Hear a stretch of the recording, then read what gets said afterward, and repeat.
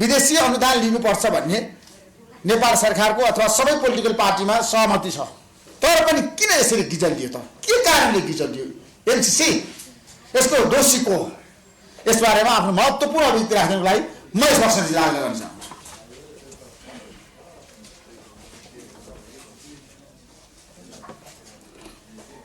धन्यवाद ऋषि धमलाजी। यो रिपोर्ट्स क्लबद्वारा आयोजित साक्षात्कार कार्यक्रममा सहभागी हुनुभएका सम्पूर्ण पत्रकार साथीहरू, यहाँहरू सबैलाई म हार्दिक नमस्कार र अभिवादन टक्राउन चाहन्छु। विषयवस्तु जुन ढङ्गले यहाँ प्रस्तुत गरिएको छ, मैले यी सबै विषयमा पार्टीका र मेरा आफ्ना समेत धारणाहरू राख्ने प्रयत्न गर्नेछु। पहिलो कुरा, स्थानीय तहको निर्वाचन वैशाख 20 गते हुने जुन घोषणा भएको छ, म सरकारलाई धन्यवाद दिन चाहन्छु।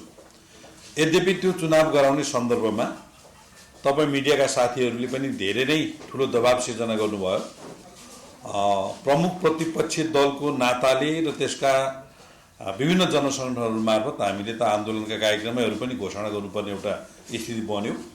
संविधानविदहरू, बुद्धिजीवीहरू, नागरिक समाज सबैले व्यापक दबाब सिर्जना गरिसके पछाडि स्थानीय तहको निर्वाचनको मिति घोषणा भएको छ। त्यसलाई सफल बनाउनु हामी सबैको दायित्व हो। हामी सुन्दैछौँ, माओवादीका कतिपय नेताहरूको भनाइहरू सुनिँदैछ। 2 महिना अगाडि डेट तोक्नु पर्थ्यो, यो चाहिँ 2 महिना अगाडि नभएको हुनाले कानुनको संशोधन गर्नुपर्छ भन्ने तहका लगायतका असङ्ख्य खालका प्रश्नहरू उठाउने र यसलाई कानुनी रूपमा चुनौती दिएर अदालतमा जाने र अदालत मार्फत फेरि स्थानीय तहको निर्वाचन सार्ने अथवा अरू विविध कारणले सार्ने खालका षड्यन्त्रहरू पनि हुन सक्छन्। यो पाटोमा चाहिँ हामी चनाखो हुनुपर्ने छ र न्यायालयले पनि हामीले के अनुरोध गर्नुपर्ने छ भने लोकतन्त्रलाई सुदृढ गर्नको निमित्त, संविधानलाई मजबुत बनाउनको निमित्त र मुलुकका समृद्धिका सपनाहरू साकार गर्नको निमित्त न्यायालयले जहिले पनि सकारात्मक भूमिका खेलेको छ र खेल्नुपर्छ। कहिलेकाहीँ न्यायालय सेटिङमा चल्न खोज्यो, न्यायालयले अनेक स्वार्थहरू सिद्ध हुने ढङ्गले कतिपय शक्तिहरूको आवाजलाई बोक्यो भन्ने प्रश्नहरू उठिरहेको बेलामा न्यायालय यो पाटोमा पनि सजग होस् भन्ने म चाहन्छु। हामी त्यो सुझाव न्यायालयले दिन चाहन्छौँ। अब स्थानीय तहको निर्वाचनमा हामी कसरी प्रस्तुत हुन्छौँ भन्ने कुरा जुन छ, कुनै पनि खेलको मैदान अथवा निर्वाचनको मैदानमा जुन शक्ति जनतामा विश्वस्त छ, जुन शक्ति आफ्नो एजेन्डामा क्लियर छ, जुन शक्तिले जनमतप्रति विश्वास गर्छ र आफू कन्फिडेन्ट छ, त्यो शक्ति चाहिँ ढुक्कसँग त्यो मैदानमा जान्छ। र जुन शक्ति आफूलाई कमजोर भएको महसुस गरेको छ, जनतालाई आफूले धोका दिएको जस्तो महसुस गरेको छ, त्यो शक्ति कन्फिडेन्ससँग जान सक्दैन र उसले गठबन्धन बनाउने, जालजेल गर्ने, षड्यन्त्र गर्ने, तिगडम गर्ने प्रवृत्ति अगाडि बढाउँछ। नेपालको पछिल्लो राजनीतिक घटनाक्रममा राजनीतिक दलहरूलाई हामीले हेऱ्यौँ भने नेकपा एमाले निकै कन्फिडेन्टका साथ निर्वाचनमा जान खोजेको देखिन्छ। त्यस पछाडि कङ्ग्रेस पनि त्यो कन्फिडेन्टका साथ जान खोजेको त देखिन्छ। त्यो कन्फिडेन्सी छ कङ्ग्रेसमा पनि, तर कङ्ग्रेसका कतिपय नेताहरूमा निर्वाचनको भय देख्छु म। जस्तो रामचन्द्र पौडेलले अस्ति गण्डै गरेर जुन बोल्नुभयो, उहाँमा त्यो निर्वाचनको भय छ र वैयक्तिक ढङ्गले निर्वाचनको भय बोकेका नेताहरूले दिएका सुझावका कारणले सिङ्गो कङ्ग्रेसको पोलिसीमा र सिङ्गो कङ्ग्रेसको संस्थागत निर्णयमा त्यसले असर नपरोस् भन्ने हामी चाहन्छौँ र कङ्ग्रेसले त्यो बाटोमा ध्यान दिएला। किनभने साइलेन्ट डिप्लोमेसीका हिसाबले वर्तमान प्रधानमन्त्री निकै सशक्त नेताको रूपमा चिनिन्छन्। त्यस भएको हुनाले उहाँले यो पाटोलाई ध्यान दिनु होला भन्ने मलाई लाग्छ। अब जहाँसम्म विगतमा गरेका अनेक खालका कमजोरीका कारणले भविष्यमा आफ्नो पार्टीको बाटो अन्धकार देखेका कारणले कमरेड प्रचण्ड र कमरेड माधव कुमार नेपाल सकेसम्म निर्वाचन टार्ने, निर्वाचन गर्दा पनि सकेसँग कङ्ग्रेससँग गठबन्धन गर्ने, कङ्ग्रेससँग नसक्दा एमालेसँग पनि वार्ता गर्ने खालको यसो विविध शक्तिहरू मार्फत एमालेसँग पनि कता कता साइनो जोड्न खोज्ने, सम्बन्ध नभत्काइहालौँ भन्ने खालको एउटा परिस्थिति सिर्जना गर्ने र एउटा अन्योलता सिर्जना गर्ने जुन ढङ्गले लाग्नु भएको छ, मलाई लाग्छ उहाँको यो प्रवृत्तिसँग नेपाली काङ्ग्रेसका सभापति वर्तमान सम्माननीय प्रधानमन्त्रीज्यू पनि सचेत हुनु आवश्यक छ र नेकपा एमाले त सचेत भइसकेको छ। त्यस भएको हुनाले निर्वाचनमा मूलभूत रूपमा नेकपा एमाले एक्लै जान्छ, तर कतिपय ठाउँमा निर्वाचनमा गठबन्धन निर्माण गर्ने भन्दा पनि कतिपय ठाउँमा स्थानीय आवश्यकताका आधारमा तालमेलहरू हुन सक्छन्। त्यो कुरालाई चाहिँ नेकपा एमाले स्वीकार गरेर जान्छ र त्यो निर्वाचनको प्रक्रिया अगाडि बढेपछि त्यसलाई हामी छलफल गरेर जान्छौँ। अब जहाँसम्म संसदभित्र हाम्रो भूमिका कस्तो रहन्छ भन्ने सन्दर्भ छ, भोलिदेखि फेरि सदन सुरु हुन आँटेको छ। सदनमा एमसिसीले विषय प्रवेश पाउने खालको स्थिति देखिँदैछ। कार्यव्यवस्था समितिको बैठक डाकेर एमसिसीको सदनभित्र कसरी छलफल गर्ने, त्यसलाई कसरी प्रवेश गराउने भन्ने विषयमा सभामुखज्यूले पहल लिँदै हुनुहुन्छ भन्ने कुरा हामीले सुन्न पाएका छौँ। म सभामुखज्यूलाई फेरि पनि अनुरोध गर्न चाहन्छु, उहाँले विद्यमान ऐन कानुनलाई सम्मान गर्नु उहाँको धर्म हो र उहाँ प्रतिनिधि सभाको अभिभावकको हिसाबले उहाँले भूमिका खेल्नुपर्छ। उहाँले दलहरूको बिचमा पक्षपातपूर्ण व्यवहार देखाउनु हुँदैन। जो माओवादी केन्द्रलाई छुट्टै व्यवहार, मधेसवादी दलहरूलाई छुट्टै व्यवहार र एमालेलाई उहाँले छुट्टै व्यवहार देखाउनु भएको छ र हामीले कारबाही गरेका सांसदहरू, जो गैर सांसदहरू हुनुहुन्छ, उहाँले सभामुखको हैसियतले सूचना टाँस गर्ने मात्र अधिकारलाई दुरुपयोग गर्दै न्यायाधीशको ढङ्गले जुन उहाँलाई क्षमादान दिनुभएको छ, त्यो कुरा उहाँको अधिकारको कुरा होइन। त्यस भएको हुनाले यो विषयको एउटा निष्कर्ष र एउटा छिनोफानो हुनुपर्छ भन्ने हाम्रो कुरा छ। त्यसो हुँदा सभामुखज्यूका सामु 3टा विकल्प छन्। उहाँले ती 14 जना साथीहरूलाई एमाले कारबाही गरेको पत्रलाई सदर गर्ने कुरा उहाँको लागि सबभन्दा उत्तम विकल्प हो। यदि त्यस्तो हुन सकेन भने उहाँले आफ्नो पदबाट राजीनामा दिएर परिस्थितिलाई सहजीकरण गर्ने कुरा दोस्रो विकल्प हो। त्यो भएन र तेस्रो विकल्प भनेको चाहिँ अदालतमा मुद्दा गइरहेको सन्दर्भमा अदालतले छिटो फैसला गर्ने कुरा चाहिँ तेस्रो विकल्प हो। योभन्दा फरक विकल्पको कुरा नेकपा एमाले अहिले सोचेको छैन। यो विषय छिनोफानो त्यही ढङ्गले गर्नुपर्छ भन्ने नेकपा एमाले आफ्नो अडानमा स्पष्ट छ। त्यो नभइकन सदनमा एमालेको विरोध स्वाभाविक ढङ्गले रहेको छ र एमाले सदनमा विरोध गरिरहँदा सरकारले अध्यादेश अथवा विधेयकहरू ल्याउने पास गर्ने प्रक्रिया अगाडि बढाइरहेको छ। यद्यपि हामीले अवरोध गर्ने तहमा सदनमा हाम्रो भूमिका खेलेका छैनौँ, हामीले विरोध गर्ने तहमा मात्रै भूमिका खेलेका छौँ। एमाले कमजोर आँकेर एमालेलाई पेलेर हेपेर जाने स्थिति सिर्जना गर्न खोजियो भने अवरोध गर्ने तहमा पनि जानुपर्ने स्थिति हुनसक्छ। यसमा म सभामुखज्यूलाई आफ्नो भूमिका त्यो ढङ्गले व्यवस्थित गर्न र मर्यादा पालक लगाएर बल प्रयोग गरेर सदन जबरजस्ती चलाउने र एमालेलाई कमजोर बनाउने भूमिका नखेल्नको लागि म अनुरोध गर्न चाहन्छु। अब पछिल्लो चर्चित विषय एमसिसीको सन्दर्भ।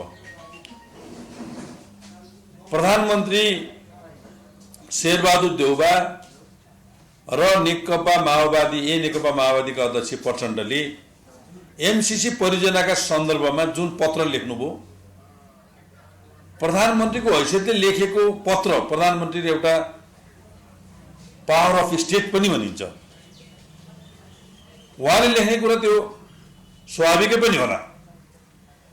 यद्यपि हामीले यसलाई सदनको विषय बनाउने भनिसके पछाडि यो व्यवस्थापिका भित्रको कार्यक्षेत्रको विषय बन्यो। तर माओवादी केन्द्रका अध्यक्ष प्रचण्डले सिग्नेचर गर्ने कुरा पावर अफ स्टेटको दुरुपयोग हो, राज्यको शक्तिको दुरुपयोग हो। यो दुरुपयोग गर्ने अधिकार प्रचण्ड र माओवादी केन्द्रलाई कहाँबाट प्राप्त भयो? यो गम्भीर प्रश्न हो। अर्को कुरा, उहाँको दोहोरो चरित्र। एकातिर एमसिसी परियोजना पास गर्नको निमित्त उहाँले राष्ट्रिय अन्तर्राष्ट्रिय शक्तिहरूका सामु लिखित प्रतिबद्धता जनाउँदै जाने, अर्कोतिर त्यो संशोधन बिना पास हुन सक्दैन भनेर जनतामा भ्रम छर्दै जाने। अनि दुईटा जिब्रा भएका प्रचण्ड र दुईटा मुख भएको नेकपा माओवादी केन्द्र उहाँले बनाउने, पक्षमा भूमिका भित्रभित्र खेल्दै जाने, विपक्षमा उहाँले कहिले लीलामणि पोखरेललाई बोल्न लगाउने, कहिले देवराज गुरुङलाई बोल्न लगाउने, यो खालको एउटा जुन उहाँको भूमिका रह्यो त्यसले मन लाग्छ उहाँको गिर्दो छविलाई अझ तीव्र गतिमा गिराएको छ। अन्तर्राष्ट्रिय रूपमा नेपालको एउटा कूटनीतिक क्षमतामाथि गम्भीर प्रश्न उठेको छ। प्रधानमन्त्री शेरबहादुर देउवाजीले सत्ता जोगाउनको निमित्त, गठबन्धन बचाउनको निमित्त, एमालेलाई कमजोर बनाउनको निमित्त अन्तर्राष्ट्रिय कूटनीतिक मर्यादामा गम्भीर प्रश्न आउने खालको जुन स्थिति सिर्जना गर्नुभयो र आफू सरको अधिकार दिएर नेकपा एमालेमा दुईटा अध्यक्ष भएको कुरा हामीले स्वीकारेर त्यो गल्ती भयो भन्ने कुरा हामीले भनेका छौँ। कि आज मुलुकमा दुईटा प्रधानमन्त्री छन् त? शेरबहादुर देउवाजीले प्रधानमन्त्रीको हैसियतले सिग्नेचर गरिरहँदा पुष्पकमल दाहाल प्रचण्ड कमरेडले के हैसियतले त्यहाँ सिग्नेचर गर्नुभयो? यो गम्भीर प्रश्न हो र यो पावर अफ स्टेटको दुरुपयोगको प्रश्न हो। यो त मन लाग्छ कानुनी रूपमा पनि कारबाही गर्नुपर्ने प्रश्न हो। यो किन गरियो? र यसले मलाई लाग्छ धेरै राजनीतिक दलहरूको किता क्लियर गरिदिएको छ। को भुइँमा, को पानीमा भन्ने कुरा यसले क्लियर गरिदिएको छ। अब नेकपा एमाले एमसीको बारेमा किन आफ्नो धारणा राखेन भन्ने प्रश्न आम रूपमा तपाईँले उठाउनु भएको प्रश्न छ। यसमा नेकपा एमाले पर्याप्त अध्ययन गरेको छ। कार्यदल निर्माणदेखि लिएर औपचारिक ढङ्गले पनि हामीले एमसीसीका बारेमा प्राप्त अध्ययन गरेका छौँ। सवाल के हो भने सत्ता पक्षले एउटै धारणा नबनाइरहेको बेलामा, सत्ता पक्षले विषयवस्तुलाई गिजोलिरहेको बेलामा एउटा विकासे परियोजनालाई आकाशै खस्न लागेको जस्तो, एकदम आधी हुरी बादल चट्याङ्गै झर्न आँटेको जस्तो ढङ्गले प्रचार गरेर दोहोरो तेह्रो भूमिका खेलिरहेको बेलामा नेकपा एमाले सरकारभन्दा अगाडि बढेर धारणा राख्नुपर्छ भन्ने हामीले लाग्दैन। यद्यपि गतिरोधलाई अन्त्य गर्ने कुरामा, यस्ता विकास परियोजनाका सन्दर्भमा साझा दृष्टिकोण बनाउने सन्दर्भमा, निर्वाचन लगायतको विषयमा साझा दृष्टिकोण गर्ने सन्दर्भमा नेकपा एमाले एकदम चाहिँ नि चट्टानी अडान लिएर फरक ढङ्गले प्रस्तुत हुन्छ कि भन्ने जुन बुझाइ थियो त्यो बुझाइ खण्डित भएको छ। किनभने हाम्रा पार्टीका श्रद्धेय अध्यक्ष कमरेड केपी शर्मा ओलीज्यू प्रधानमन्त्री कार्यालयमा गएर प्रधानमन्त्रीज्यूसँग जुन ढङ्गले एउटा वार्ता गर्ने स्थिति बन्यो र प्रचण्ड कमरेड सहित जुन एउटा छलफलको वातावरण बन्यो, त्यसबाट के बुझिन्छ भने नेकपा एमाले परिस्थितिलाई सहजीकरण गर्ने सन्दर्भमा, एमसीसी लगायतका विकासका परियोजनालाई साझा दृष्टिकोण बनाउने सन्दर्भमा, निर्वाचन लगायतका हामीले गर्नुपर्ने दायित्वहरूलाई पुरा गर्ने कुरामा नेकपा एमाले लचिलो छ।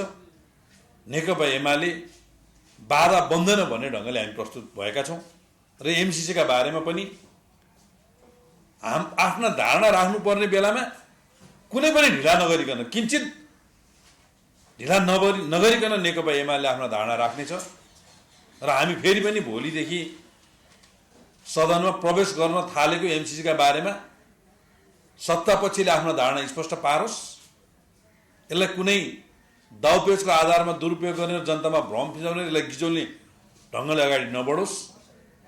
राष्ट्रिय अन्तर्राष्ट्रिय शक्तिहरूका सामु, हाम्रा मित्र राष्ट्रका साथीहरूका सामु मुलुकलाई लज्जित हुने ढङ्गले प्रस्तुत नहोस्।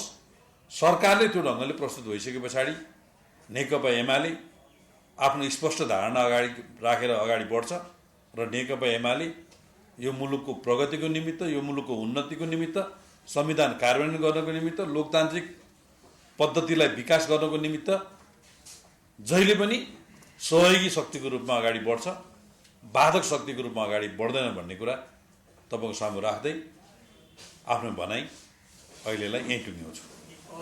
अलिकति जस्तो तपाईँले चाहिँ अब एमाले चाहिँ लचक नै हुन्छ भन्ने कुरो गर्नुभयो होइन।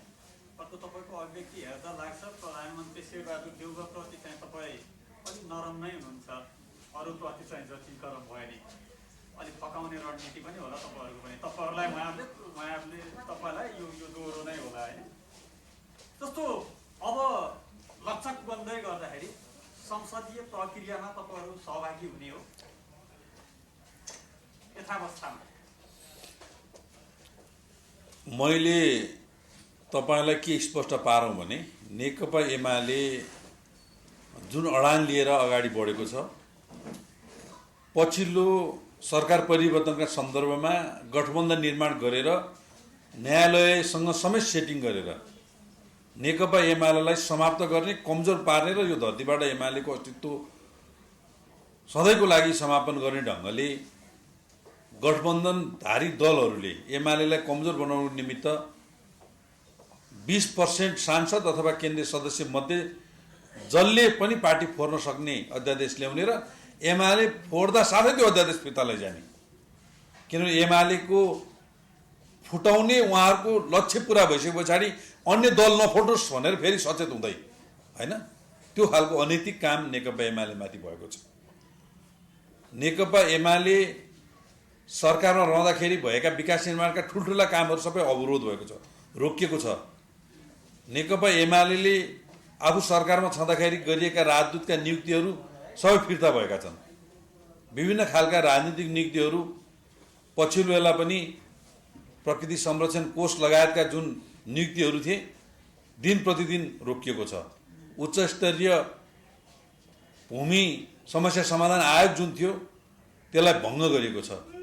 खेलकुद परिषद, युवा परिषद, युवा स्वरोजगार कोष लगायतका युवाहरूका सरोकार राख्ने जुन युवाहरूका रोजगारलाई सम्बोधन गर्ने जुन निकायहरू छ त्यसका नियुक्तिहरू खारिज गरिएको छ। यसरी यो सरकार एमालेलाई कमजोर गर्ने षड्यन्त्रमा निरन्तर लागिरहेको छ र हाम्रा पार्टीले कारबाही गरेका सांसदहरूलाई नहटाइकन जबरजस्ती इन्डोर्स गरेर पार्टी फुटाउने कुकर्ममा लागेको छ। त्यसमा सभामुखज्यूले मतियारको भूमिका खेल्नुभएको छ। यो समग्र प्रक्रिया, यो समग्र अपमान, यो समग्र एमाले प्रतिको आक्रमणलाई सहेर हामी मुलुकलाई निकास दिने कुरामा लचक छौँ भन्नुको मतलब हामी कङ्ग्रेस अथवा माओवादी अथवा माधव नेपाल कमरेडले गरेका निर्णयको पछाडि लुसुलुसु हिँड्छौँ भन्ने कसैले ठानेको छ भने त्यो गल्ती हुनेछ। हामी त्यस्तो गर्ने छैनौँ। मैले अघि पनि भने सभामुखका भूमिकाका सन्दर्भमा तिनवटा हाम्रा अडान छन्। त्यो अडानलाई सम्बोधन भएपछि सदनमा हाम्रा विरोधका कार्यक्रमको बारेमा हामी छलफल गर्न सक्छौँ। त्यसलाई चाहिँ हामी नयाँ मोडलमा जान सक्छौँ, सहजीकरणको बाटोमा जान सक्छौँ। अब त्यो बाहेक एमसिसी लगायतका परियोजनाका सन्दर्भमा नेकपा एमालेलाई चाहिँ हामी अघि लाग्छौँ, नेकपा एमाले पछि लाग्छ। नेकपा एमाले चाहिँ कुनै पार्टीको बाछो होइन, गाई अघि लगाएपछि बाछो पछि लाग्छ भने। नेकपा एमाले यो मुलुकको सबभन्दा ठुलो पार्टी हो। अहिले पनि कङ्ग्रेसले आफूलाई सत्ता गठबन्धनको ठुलो दल भनेर दाबी गरिरहँदा एराउन्ड 60 को हाराहारीमा कङ्ग्रेससँग सांसदहरू हुनुहोला, हामीसँग प्रतिनिधि सभामा एराउन्ड 100 छ, झन्डै डबल। काङ्ग्रेस र माओवादी मिल्दा पनि प्रतिनिधि सभामा अहिले हामी झन्डै हाराहारीको पोजिसनमा छौँ। त्यसो भएको हुनाले नेकपा एमालेलाई च्यापेर पेलेर दाउपेचमा पारेर पछि लगाउन भन्ने कसैले सोचेको छ भने यो गलत हुन्छ। तर त्यति भनिरहँदा पनि म तपाईँलाई के अनुरोध गर्छु भने हाम्रो पार्टीका श्रद्धेय अध्यक्ष केपी शर्मा ओलीज्यू अस्ति बालुवाटार गएर मुलुकको परिवर्तनको निमित्त, विकासको निमित्त, संविधान कार्यान्वयन गर्नको निमित्त, लोकतन्त्रलाई सुदृढ बनाउनको निमित्त नेकपा एमाले समझदारीपूर्वक अगाडि बढ्ने कुरामा पनि तयार छ। तपाईँहरूले जतिसुकै हामीमाथि फरक ढङ्गले व्यवहार गरे पनि हामी त्यसलाई रिसिभी लिएर, इगो लिएर बस्दैनौँ भन्ने सन्देश पनि दिनुभएको छ।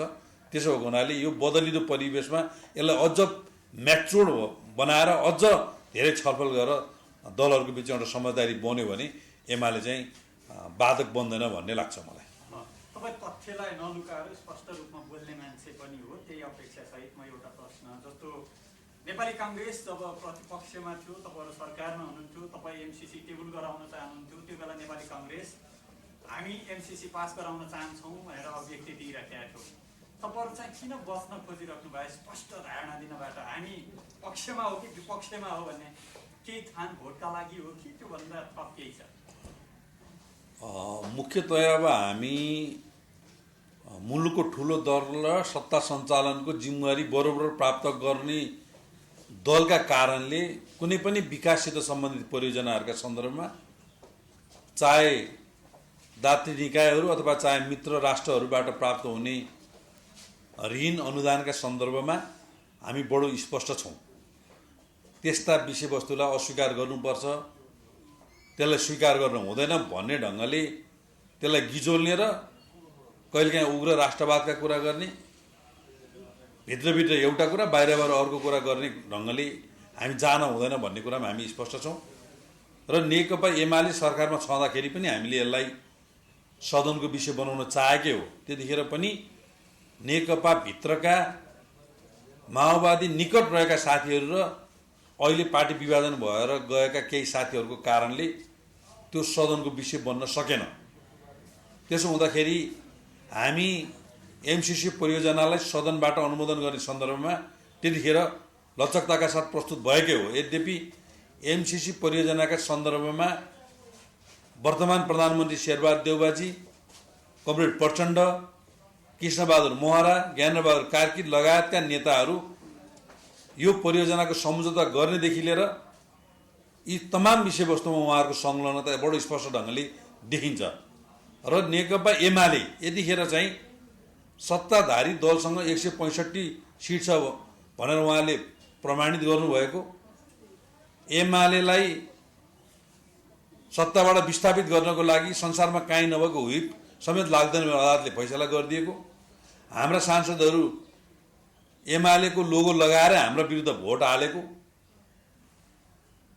र 165 जना सांसदहरूको समर्थन भएको सत्ता गठबन्धनले एमसीको बारेमा द्वैत चरित्र, दोहोरो कुरा र फरक फरक कुरा गरेको बेलामा हामी उहाँहरू भन्दा एक स्टेप अगाडि बढेर हाम्रा धारणा राख्नुपर्छ भन्ने एमालेको बुझाइ छैन। सत्ता गठबन्धनले एमसिसीका प्रस्तुत गर्ने सन्दर्भमा जुन ढङ्गले आउँछ, गठबन्धनका हिसाबले आउँछ अथवा छुट्टा छुट्टै दलका हिसाबले छलफल गर्छ र उहाँहरूले एमसिसीलाई कसरी प्रस्तुत गर्नुहुन्छ मलाई लाग्छ अब यो 1-2 दिनमै छिनोफानो हुनेवाला छ। त्यस पछाडि नेकपा एमाले आफ्नो स्पष्ट दृष्टिकोण राख्छ। म फेरि पनि भन्छु, नेकपा एमाले मुलुकको समृद्धिको लागि सकारात्मक हिसाबले अगाडि जान्छ। त्यसो भनिरहँदा कुनै गठबन्धन र कुनै दलको पिछलग्गु भएर चाहिँ नेकपा एमाले जाँदैन। पारित गर्ने पक्षमा हो त त्यो बारेमा एमाले आफ्नो धारणा राख्छ। एमाले गठबन्धनको पिछलग्गु भएर हामी जाँदैन। ठ्याक्क त्यहाँ पुर्याउनु भयो, यति हामी पक्षमा छौँ भन्ने कुरा मात्रै गर्न सक्नु भएन कि सकस किन हुन्छ यस्तो तपाईँले प्रचण्डले द्वैत चरित्र देखाउनु भयो भनेर भनिरहनु भएको छ। स्पष्ट छ प्रचण्डले द्वैत चरित्र देखाउनु भएको छ। प्रचण्डले द्वैत चरित्र देखाउनु भयो भनेर तपाईँले भनिरहँदा तपाईँहरूको पनि एका चरित्र त छैन। हिजोसम्म एमसिसी पास गर्छौँ भनेर तपाईँहरूको अध्यक्ष तत्कालीन प्रधानमन्त्री केपी शर्मा ओलीले जनतालाई एमसिसीको कम्प्याक्ट पढ्नुहोस्, कहाँ राष्ट्र हित विपरीत छ, यो राष्ट्र हितमा छ भनेर उहाँ भन्ने मान्छेले आज तपाईँहरू एमसिसीको सवालमा मौन बस्थे नि। तपाईँहरूको एका चरित्र भयो यो।